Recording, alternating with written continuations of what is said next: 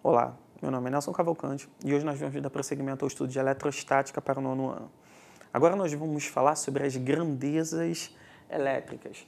Isso porque, a partir de agora, nós vamos fazer um estudo em vários tipos de circuitos e nós vamos ter muitas grandezas elétricas que nós não falamos aprofundadamente até agora. Então, a gente vai mapear os tipos de grandeza e o que cada uma vai significar quando a gente estiver analisando o nosso circuito. Essa primeira grandeza é a corrente elétrica, nós já falamos um pouco sobre ela. A corrente elétrica a gente vai representar pela letra I, porque ela na verdade é a intensidade da corrente elétrica, e aqui ela vai ser medida em ampere, tá? A unidade dela a gente vai utilizar a letra A maiúsculo e ela significa ampere. A segunda grandeza que a gente vai analisar é a DDP, a diferença de potencial elétrico. A gente vai utilizar a letra V para a unidade dela, tá? E ela é medida em volts. A resistência elétrica já é uma propriedade que depende de cada material e a gente vai utilizar a letra R. A unidade da resistência elétrica a gente utiliza a letra ômega, o ômega maiúsculo, e no caso aqui ela representa o ohms, ou seja, resistência elétrica é medida em ohms. A potência elétrica, tá, também vai ser medida em... A potência elétrica, no caso, vai ser medida em watts, tá? E a gente vai representar pela letra P. Agora, o que cada uma dessas grandezas vai representar aqui no análise de um circuito? Para isso, a gente pegou um circuito bem simples, onde a gente tem aqui um gerador, que pode ser uma bateria, uma pilha, que, enfim, está conectado a uma lâmpada, tá? E essa lâmpada está acesa, ou seja, esse gerador está acendendo essa lâmpada, uma coisa bem cotidiana que você pode experimentar facilmente. Agora, o que cada uma dessas grandezas vai estar representando aqui? De uma forma geral, os geradores são os que oferecem a diferença de potencial. Tá? Eles oferecem um potencial positivo, um potencial negativo. Na verdade, não precisa necessariamente ser positivo e negativo, mas a gente vai ver isso mais para frente. E essa diferença de potencial é o que vai causar o movimento das cargas elétricas por dentro do condutor, passando por dentro da resistência. Ou seja, vai gerar uma corrente elétrica por dentro desse condutor, que vai passar aqui por dentro do nosso aparelho. O nosso aparelho que ele pode ser uma lâmpada, ele pode ser um ventilador, ele pode ser um aparelho de televisão, ou ele pode ser simplesmente uma pura resistência, a gente sempre vai representar como uma resistência. Ele vai ser a nossa resistência e esse aparelho vai liberar uma energia, que pode ser energia luminosa, energia térmica, energia cinética, ou seja, energia de movimento, mas essa energia ela vai ser liberada sempre numa taxa constante. Essa taxa da liberação dessa energia vai ser a nossa potência. Ou seja, aqui a gente consegue ver a relação entre essas quatro grandezas, sendo a DDP uma grandeza da bateria, a intensidade de corrente que passa por dentro do circuito, a resistência, uma grandeza relativa ao material pelo qual essa resistência, essa corrente vai passar, e a potência relativo à energia que vai ser liberada por esse aparelho, ok? Bom, agora o que vai ser a diferença de potencial quando a gente estiver trabalhando no nosso circuito? A gente sabe que a nossa bateria ela vai oferecer uma diferença de potencial porque ela vai oferecer dois polos com potenciais diferentes, tá? Toda bateria, todo gerador, até mesmo a tomada da sua casa, ela oferece dois polos, um com um potencial maior e um com um potencial menor.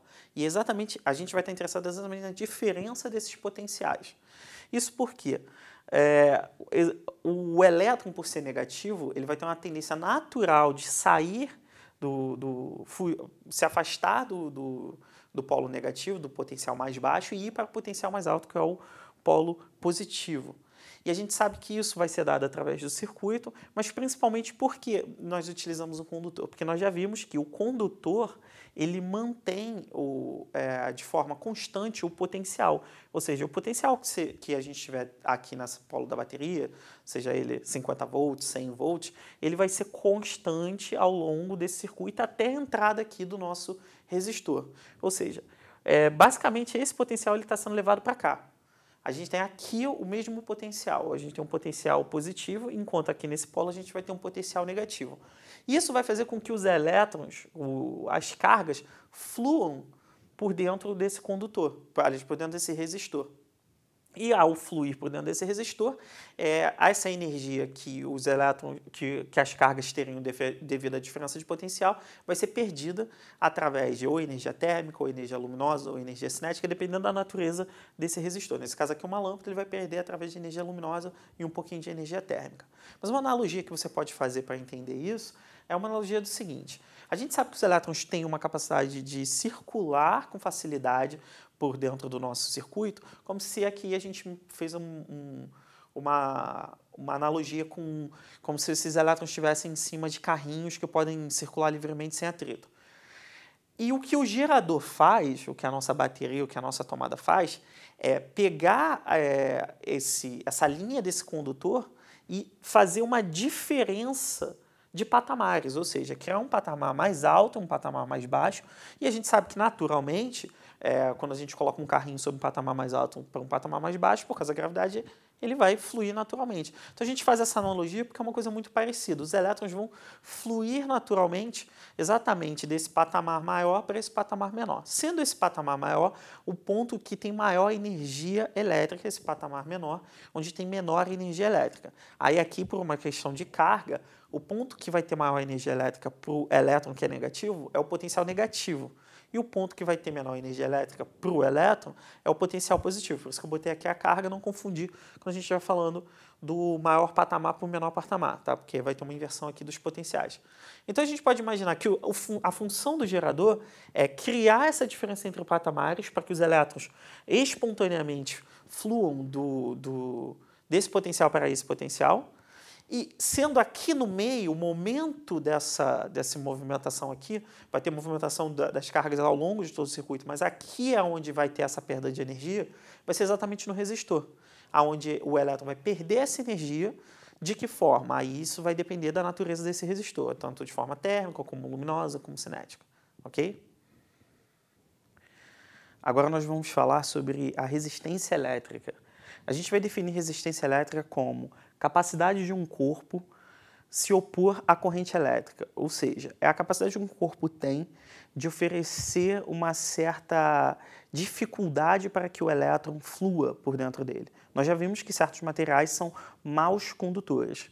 Então, relembrando, quando a gente liga aqui no nosso gerador, que oferece aqui uma diferença de potencial, os elétrons vão começar a fluir por dentro do condutor, lembrando que a gente está considerando aqui o nosso condutor também ideal, eles vão fluir livremente. Então, eles vão fluir sem perder a energia que eles têm. A energia contida nesses elétrons, dada aqui pela essa diferença de potencial, vai ser mantida com eles até o momento que eles entram nesse aparelho. Esse aparelho é o que vai me dar uma certa resistência. E o que vai ser essa resistência? A gente pode imaginar essa resistência como se fosse certas barreiras no caminho desse elétron que vão consumir essa energia, vão tirar parte da energia que ele tem.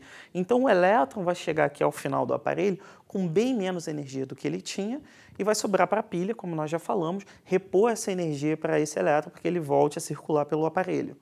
Agora, a natureza dessa resistência, ela pode ser de algumas formas. Nós já vimos previamente o efeito Joule. O efeito Joule está associado a transformar a energia elétrica em energia térmica, que é o caso do chuveiro elétrico, por exemplo, ou, por exemplo, de um forno elétrico. Geralmente, esses aparelhos que usam energia elétrica para oferecer aquecimento estão relacionados com o efeito Joule. Outras formas também que a gente pode ter é, por exemplo, a transformação de energia elétrica em energia cinética. Energia cinética, quando a gente está falando de cinética aqui, lembrar um pouquinho de cinemática, a gente está falando de movimento, que é o caso, por exemplo, do ventilador. A gente utiliza um aparelho elétrico para fazer a hélice do ventilador girar, ou, por exemplo, as pás de um liquidificador, ou mesmo uma furadeira, fazer a broca da furadeira girar, exatamente transformar a energia elétrica em energia de movimento, a energia cinética. E uma das últimas aqui que nós vamos lembrar é a energia luminosa, que é um dos casos que mais a gente acaba trabalhando. A energia luminosa, ela vem devido a uma propriedade que alguns materiais têm, de, quando expostos à corrente elétrica, oferecerem brilho. Então, eles vão pegar essa parte dessa energia elétrica e transformar em energia luminosa. Isso aqui também, a gente não vai entrar em detalhes, porque tem mais a ver com química, tem mais a ver com propriedades de alguns materiais, ok? Bom, ainda assim, falando desses aparelhos elétricos ligados à corrente elétrica, a gente entra na questão da potência elétrica. A potência elétrica vai ser definida como a energia liberada por unidade de tempo, ou seja, a gente está trabalhando agora exatamente com a energia, com a medida da energia que está sendo consumida, mas a gente está vendo uma certa velocidade com qual essa energia ela é liberada. Por isso que a gente fala que é a energia por unidade de tempo. Então aqui a gente vai interessar se esse aparelho, a potência vai dizer se esse aparelho ele consegue liberar essa energia de forma muito rápida ou de forma um pouco mais lenta, porque está sempre associado à unidade de tempo.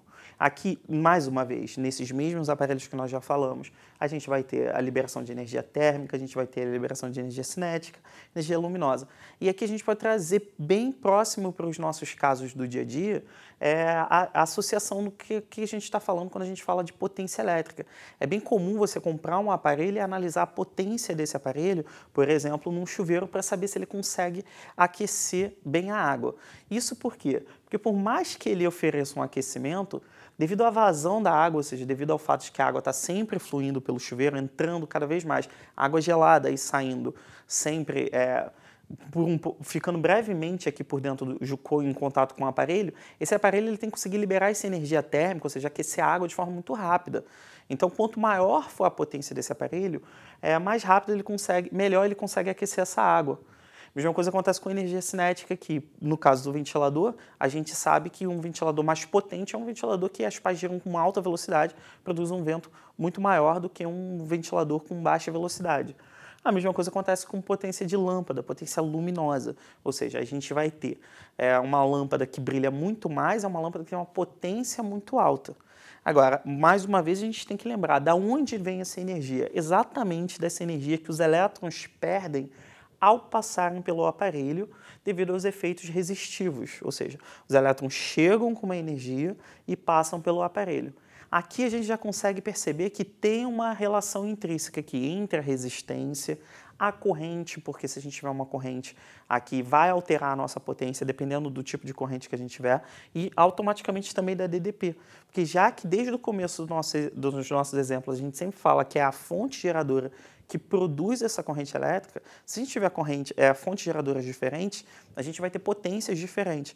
Então, nós vamos, a partir de agora, analisar com calma como são essas relações, mas agora nós já temos bem definido quais são essas 4 grandezas que estão associadas em todos os aparelhos que a gente vai olhar. Bom, essa foi a nossa aula de hoje, espero que tenham gostado e até a próxima.